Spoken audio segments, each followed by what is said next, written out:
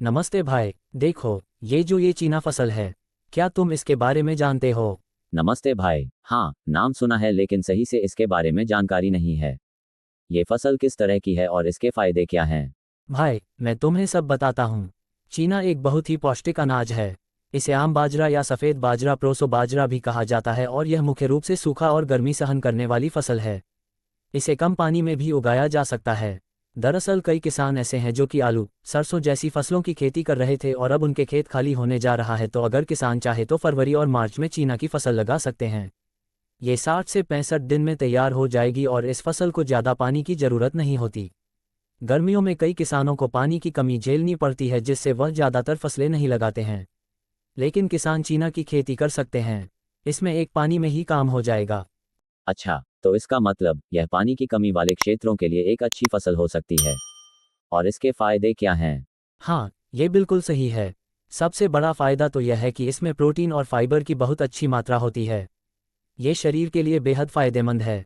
खासकर ये डायबिटीज़ के मरीजों के लिए बहुत अच्छा है, क्योंकि इसमें ग्लाइसेमिक इंडेक्स बहुत कम होता है। ओह, तो इसका मतलब ये रक्त शर्करा के स्तर को नियंत्रित करने में मदद करता है। ये तो बहुत अच्छा है। इसके अलावा और क्या फायदे हैं? बिल्कुल, इसके अलावा चीना पेट के लिए भी बहुत अच्छा है। इसमें अधिक फाइबर होने के कारण पाचन तंत्र ठीक रहता है और कब्ज जैसी समस्याओं से छुटकारा मिलता है। ये हृदय और हड्डियों के लिए भी लाभकारी है, क्योंकि इसमें आयरन, कैल्शियम और मैग्नीशियम की अच्छी मात्रा होती है। वाह, ये तो बहुत फायदे की फसल लगती है। और किसानों के लिए क्या फायदे हैं? क्या ये खेती करना आसान है? जी हाँ, ये फसल किसानों के लिए भी बहुत फायदेमंद है।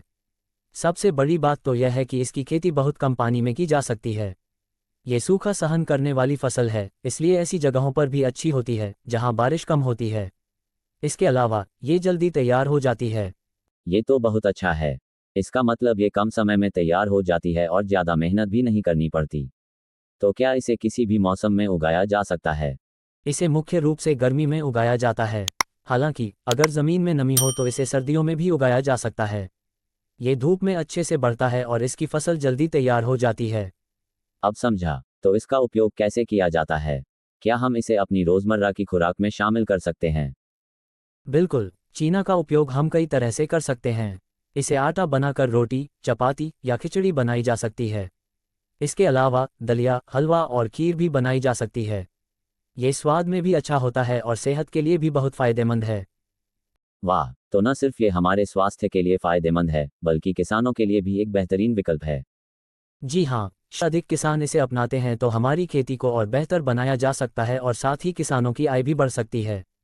ये तो बहुत अच्छी बात है। अब मैं सोच रहा हूँ कि इसे अपनी ज़मीन पर उगाऊं।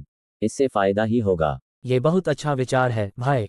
अगर सभी किसान इसे अपनाएंगे तो ये हमारे देश के कृषि क्षेत्र के लिए एक महत्वपूर्ण कदम होगा। धन्यवाद भाई, मुझे इसके बारे में इतनी जानकारी देने के लिए। अब तो मुझे चीना की खेती के लिए मन बन गया है। कोई बात नहीं भाई, तुमने सही कदम उठाया है। इसे अपनाओ और खेती में सफलता पाओ।